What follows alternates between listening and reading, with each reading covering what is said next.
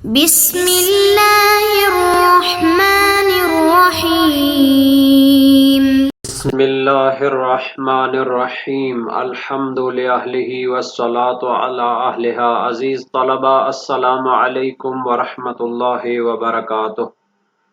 شرح المعول کتاب الصلاۃ درس نمبر 304 میں نماز میں تشہد کے وجوب کے بارے میں گفتگو ہوگی۔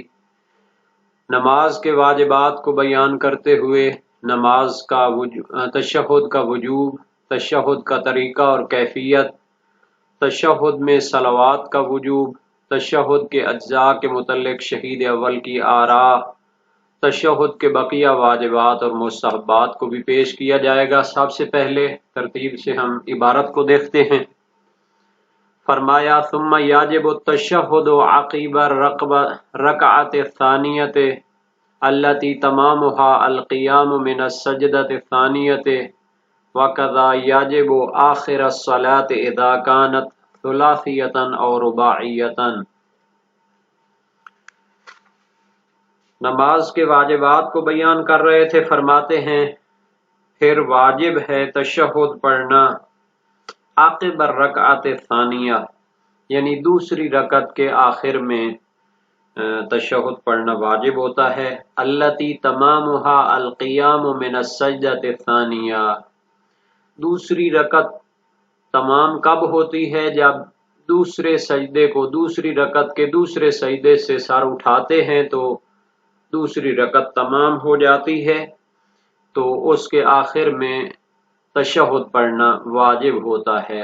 وَقَضَا يَجِبُ آخِرَ الصَّلَاةِ، اسی طرح نماز کے آخر میں بھی تشہد پڑھنا واجب ہوتا ہے۔ اذا کانت ثلاثیۃ او رباعیۃ، جب نماز 3 رکعتی ہو یا 4 رکعتی ہو تو پھر آخری رکعت میں بھی نماز کے آخر میں تشہد پڑھنا واجب ہوتا ہے۔ اگر 2 رکعتی ہوگی تو دوسری رکعت کے بعد جب تشہد پڑھے تو وہی ہوگا، اور اگر 3 رکعتی ہوگی یا 4 رکعتی ہوگی تو پھر دوسرا تشہد بھی واجب ہوگا۔ تشہد کا طریقہ اور کیفیت کیا ہے؟ فرماتے ہیں وَهُوَ أَشْهَدُ أَن لَا إِلَٰهَ إِلَّا اللَّهُ وَحْدَهُ لَا شَرِيكَ لَهُ وَأَشْهَدُ أَنَّ مُحَمَّدًا عَبْدُهُ وَرَسُولُهُ اللَّهُمَّ صَلِّ عَلَى مُحَمَّدٍ وَآلِ مُحَمَّدٍ۔ یہ تشہد کا طریقہ ہے اور کیفیت ہے جو شہیدین نے بیان کی ہے۔ اب ایک سوال پیدا ہوتا ہے کہ یہ تشہد میں 3 چیزیں ہیں، توحید کی گواہی، رسالت کی گواہی اور صلوات۔ پہلی 2 گواہیاں تو وہ تشہد میں آتی ہیں، تشہد کا معنی وہی گواہی دینا ہوتا ہے۔ صلوات کو کیسے تشہد کہا گیا؟ فرماتے ہیں وَإِطْلَاقُ التَّشَهُّدِ عَلَى مَا يَشْمَلُ الصَّلَاةَ عَلَى مُحَمَّدٍ وَآلِهِ إِمَّا تَغْلِيبٌ أَوْ حَقِيقَةٌ شَرْعِيَّةٌ۔ تشہد کے لفظ کا اطلاق اور استعمال کرنا اس پر جو کہ درود پاک کو بھی شامل ہے، یعنی توحید اور رسالت کی گواہی، اور محمد و آل محمد پر درود بھیجنے کو بھی تشہد کا لفظ بولا جاتا ہے۔ اما تغلیب، یا تو یہ غلبہ دیتے ہوئے ہے، چونکہ 2 گواہیاں ہیں اور 1 درود ہے تو پھر انہی گواہیوں کو غلبہ دیتے ہوئے نام رکھ دیا ہے اس کا تشہد۔ او حقیقت شرعیت، یا پھر حقیقت شرعی یہی ہے۔ تشہد کا معنی تو گواہی ہوتی ہے، لیکن شارع نے اس لفظ کو لفظی اس کے معنی سے نکال کر ایک شرعی معنی میں استعمال کیا ہے، اور وہ کیا ہے 2 گواہیاں ہیں اور 1 درود شریف بھی اس میں شامل ہے۔ بہرحال اس کی لغت میں یا باقی جو ہے نا جگہوں پر کئی مثالیں موجود ہوتی ہیں، تو دونوں وجہ اپنی جگہ قابل دفاع ہیں یا ان کی توجیہ ہو سکتی ہے۔ وَمَا اخْتَارَهُ مِنْ صِيغَتِهِ أَكْمَلُهَا، یہ جو صیغہ شہید اول نے لکھا ہے، طریقہ اور کیفیت جو تشہد کی شہید اول نے لکھی ہے، یہ کامل ترین تشہد ہے۔ وَمَا اخْتَارَهُ مِنْ صِيغَتِهِ، جو الفاظ اور جو کیفیت اور طریقہ شہید اول نے تشہد کا اختیار کیا ہے، اکملھا، یہ کامل ترین ہے۔ وَهِيَ مُجْزِيَةٌ بِالْإِجْمَاعِ، اور تمام علماء شیعہ اور فقہائے شیعہ کا اتفاق ہے، چاہے وہ اخباری ہیں، اصولی ہیں، جتنے بھی ہیں، وہ اجماع اور اتفاق رکھتے ہیں کہ یہ کافی ہے۔ إِلَّا أَنَّهُ غَيْرُ مُتَعَيَّنٍ عِنْدَ الْمُصَنِّفِ، لیکن شہید اول کی دوسری کتابوں کو جب دیکھتے ہیں، ان کی تحقیقات، ذکر، دروس، بیان، الفیہ وغیرہ، تو ان میں یہ جو اکمل طریقہ ہے اور کامل ترین طریقہ ہے، یہ معین نہیں ہے کہ فقط اسی کو پڑھ سکتے ہیں، بل یجوز عندہ حذف وحدہ لا شریک لہ، بلکہ شہید اول کے نزدیک جائز ہے کہ اس میں سے وحدہ لا شریک لہ کو اگر حذف کریں تو جائز ہے، کوئی حرج نہیں ہے۔ وَلَفْظَةِ عَبْدُهُ مطلقہ، اور اسی طرح حذف کرنا لفظ عبدہ کو بھی مطلقاً جائز ہے۔ مطلقاً سے مراد یہ ہے کہ چاہے لفظ رسول وہ ضمیر کی طرف اضافہ ہو یا کیا ہو اس میں ظاہر کی طرف اضافہ ہو، یا تو مطلقاً اس کو حذف کرنا جائز ہے، اور مع اضافت الرسول الی المظہر، یا اس صورت میں عبدہ کو حذف کرنا جائز ہے جب لفظ رسول کو لفظ جلالت اس میں ظاہر کی طرف اضافت کریں، رسول اللہ پڑھیں تو جائز ہے حذف کرنا، رسولہ پڑھیں تو پھر عبدہ کو حذف نہیں کر سکتے۔ وعلی ھذا فما ذکر ہنا یجب تخییرا کا زیادت تسبیح ہے۔ تو شہید اول نے دوسری کتابوں میں تو بعض الفاظ اس کے حذف کرنے جائز قرار دیے ہیں، تو یہاں جو شہید اول نے لمعہ میں اس کا لفظ بیان کیا ہے تو یہ واجب تخییری ہے، چونکہ واجب تخییری کے کئی مصادیق اور کئی افراد ہوتے ہیں، تو اگر ان الفاظ کو حذف کر کے بھی پڑھیں تو وہ واجب کو ادا کرتا ہے، تو وہ ایک فرد ہو گیا، اور اس کامل فرد کو پڑھیں تو بھی جنالی اس سے کیا ہو جاتا ہے، واجب ادا ہو جاتا ہے۔ تو یہ واجب تخییری کے عنوان سے کامل فرد کو اختیار کیا ہے۔ کا زیادت تسبیح ہے، جیسے تسبیح کو زیادہ پڑھتے تھے، مثلا اب ایک بحث گزری ہے رکوع یا سجود کے جو ذکر ہوتے ہیں، تو اس میں ایک دفعہ اگر ہم پڑھتے ہیں سبحان ربی العظیم و بحمد تو یہ بھی واجب ہے، اور اگر اس کو زیادہ بار پڑھتے ہیں تو وہ بھی واجب کو ادا کرتا ہے۔ یا اس کا یہ بھی معنی ہو سکتا ہے کہ واجب تخییری جو ہے وہ اس میں جو ذکر رکوع تھا سبحان ربی العظیم و بحمد کے ساتھ پڑھیں تو وہ ایک فرض تھا واجب تخییری کا، اور اگر فقط سبحان ربی العظیم پڑھیں تو وہ بھی ایک فرض تھا واجب تخییری کا۔ تو اب واجب ہے تشہد پڑھنا، تو اگر وحدہ لا شریک لہ کے ساتھ پڑھیں تو بھی وہ کیا ہے، واجب کو ادا کرتا ہے، اگر اس کے بغیر پڑھیں تو وہ بھی واجب کو ادا کرتا ہے۔ وَيُمْكِنُ أَنْ يُرِيدَ انْحِصَارَهُ فِيهِ لِدَلَالَةِ النَّصِّ الصَّحِيحِ عَلَيْهِ، شہید اول کی دوسری کتابوں کو دیکھتے ہوئے معلوم ہوتا ہے کہ یہ جو کامل ترین تشہد شہید اول نے ذکر کیا ہے تو یہ واجب تخییری کا ایک فرد ہے اور کامل فرد ہے، لیکن ممکن ہے کہ مراد لیا جائے کہ لمع میں ان کی تحقیق یہ ہے کہ تشہد منحصر ہے اس کامل فرد میں، یعنی واجب عینی کے عنوان سے اس کو ہم پڑھیں گے۔ کیوں جناب؟ لدلالت النص صحیح علیہ، چونکہ نص صحیح اور معتبر اس پر دلالت کرتی ہے، تو ہو سکتا ہے شہید اول کی یہ آخری تحقیق اور کتاب ہے فقہ کی، تو انہوں نے اس میں واجب عینی کے عنوان سے اس لفظ کو کیا ہے منحصراً واجب سمجھتے ہوئے اور واجب عینی سمجھتے ہوئے ذکر کیا ہو، چونکہ ان کے نزدیک جو نص صحیح کی دلالت ہے اس پر وہ اپنا فتویٰ دینا چاہتے ہیں۔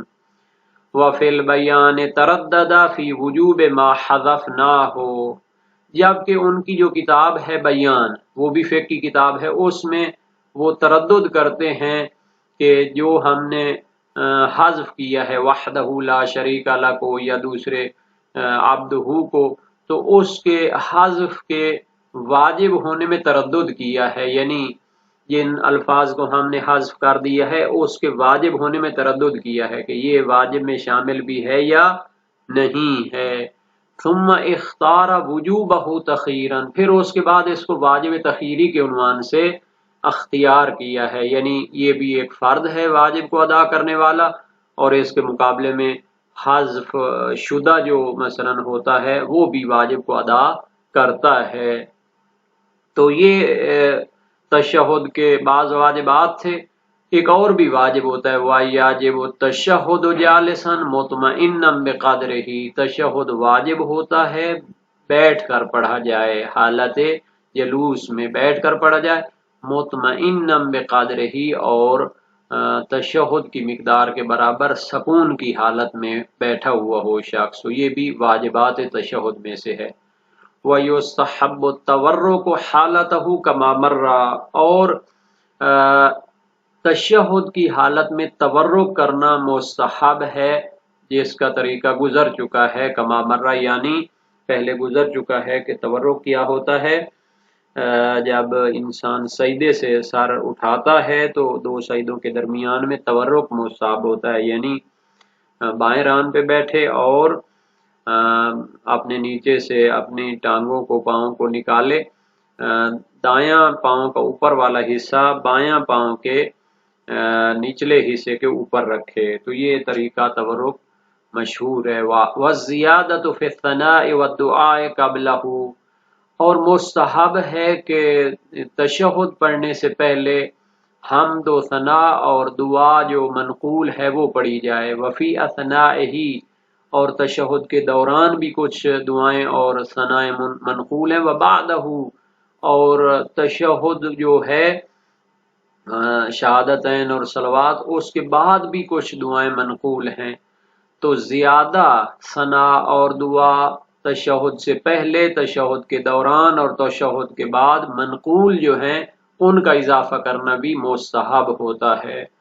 تو یہ تھی تشہد کی بحث، اس کو ہم دلیلوں کی روشنی میں مختصر طور پر بیان کریں گے۔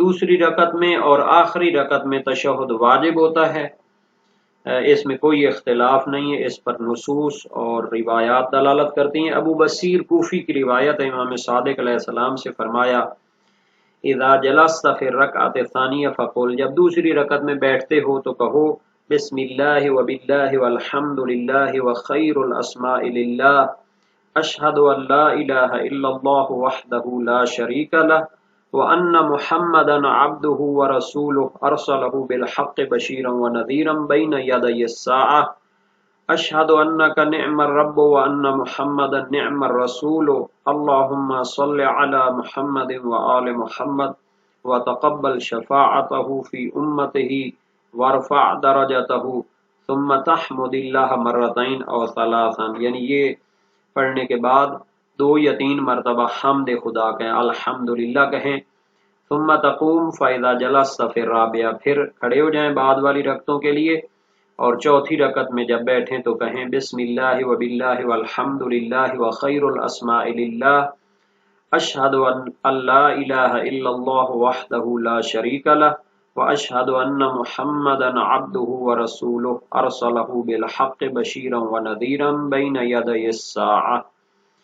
وسائل الشیعہ باب 3 ابواب تشہد میں یہ حدیث موجود ہے، اور احمد بن محمد بن ابی ناصر بزنتی کی روایت ہے، قلت لابی الحسن جعلت فداک التشہد الذی فی الثانیہ یجزی ان اقول فی الرابعہ قال نعم، میں نے امام ابو الحسن سے عرض کی میں آپ پر قربان جاؤں، تشہد جو دوسری رکعت میں ہوتا ہے وہی چوتھی میں بھی کہنا کافی ہے؟ فرمایا ہاں۔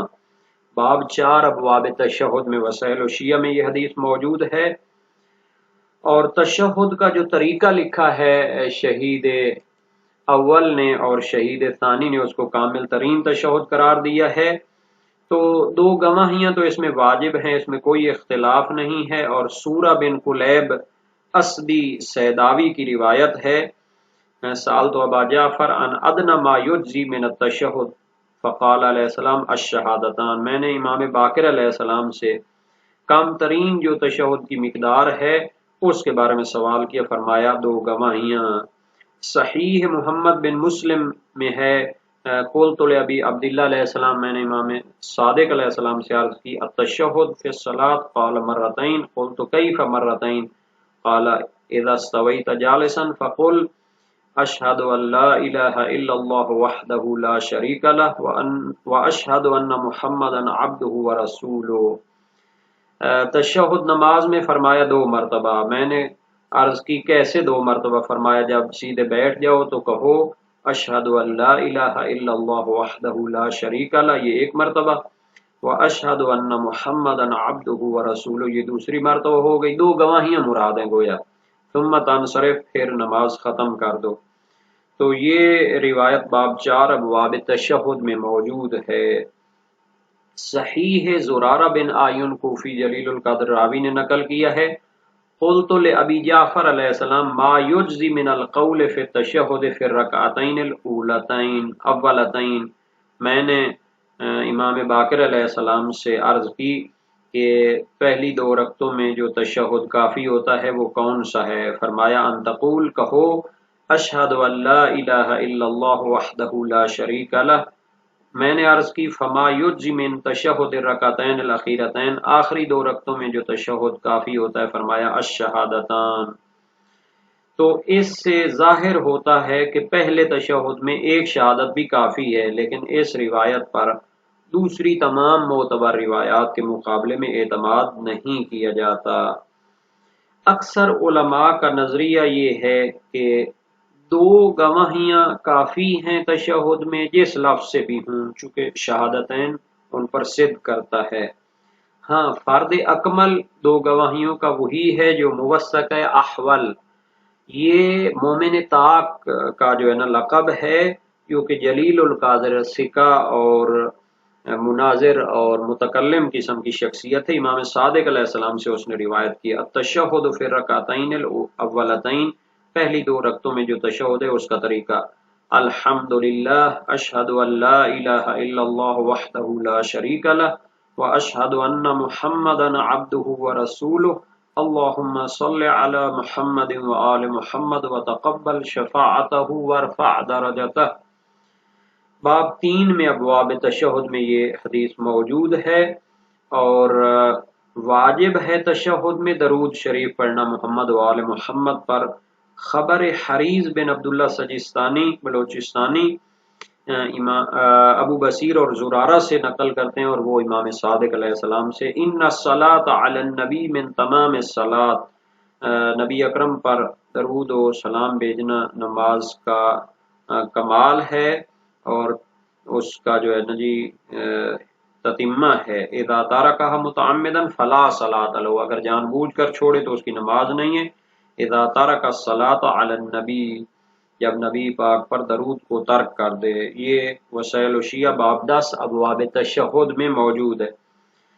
ویسے تمام مسلمانوں کا یہ عقیدہ ہے، حتیٰ امام شافعی کا مشہور قول ہے کہ اہل بیت تمہاری فضیلت کے لیے یہی کافی ہے کہ جو بندہ نماز میں تم پر درود نہیں بھیجتا اور نبی کے ساتھ آپ کو درود میں شامل نہیں کرتا تو اس کی نماز بھی نہیں ہے۔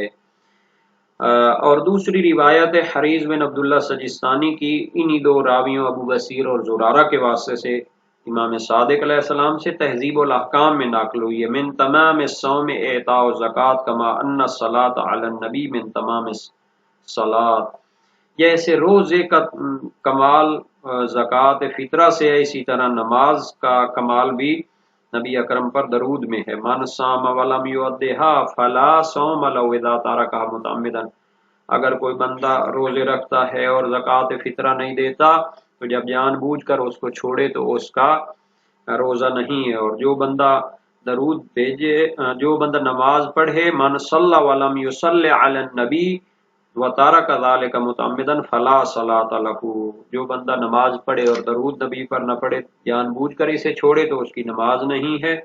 باب 10 ابواب تشہد میں ہے، اور موثق احول اور خبر ابو بصیر بھی اس پر دلالت کرتی ہے۔ تو اس کے بعد یہ جو چیز تھی کہ جلوس واجب ہے، جلوس عربی والا جو ہے نا جی، جو بیٹھ کر اس کو پڑھنا چاہیے تشہد کو، تشہد میں بیٹھنا واجب ہے، تو اس پر اس میں کوئی اختلاف نہیں، بہت ساری روایات اس پر دلالت کرتی ہیں۔ موثق ہے، ابو بصیر ہے، اذا جلست فی الرابعہ، اذا جلست فی الرکعۃ الثانیہ، اور اطمینان کی صورت میں ہونا چاہیے، اس میں کوئی اختلاف نہیں، جیسا کہ مجموع البرہان میں مقدس اردبیلی نے فرمایا ہے، بلکہ اجماع بھی ہے جیسا کہ جامع المقاصد وغیرہ میں ہے۔ اور تورک مستحب ہے، اور ایقاع والی کیفیت جو ہے، جیسے ہماری پنجابی میں کہتے ہیں کہ پبوں کے بال بیٹھنا، اس طرح نہیں ہونا چاہیے، یعنی کہ اوپر سیدھے پاؤں کھڑے کر کے اس کے اوپر بیٹھ جانا، بلکہ تورک کی صورت میں ہونا چاہیے، بندہ آرام سے بیٹھے۔ خبر حریز اور اس نے زرارہ سے نقل کی ہے، خبر عمرو بن جمی بھی ہے امام صادق علیہ السلام سے، اور یہ جو منقول دعاؤں والا تشہد ہے یہ ابو بصیر کی موثقہ روایت ہے امام صادق علیہ السلام سے، باب 3 ابواب تشہد میں تفصیل کے ساتھ منقول ہے۔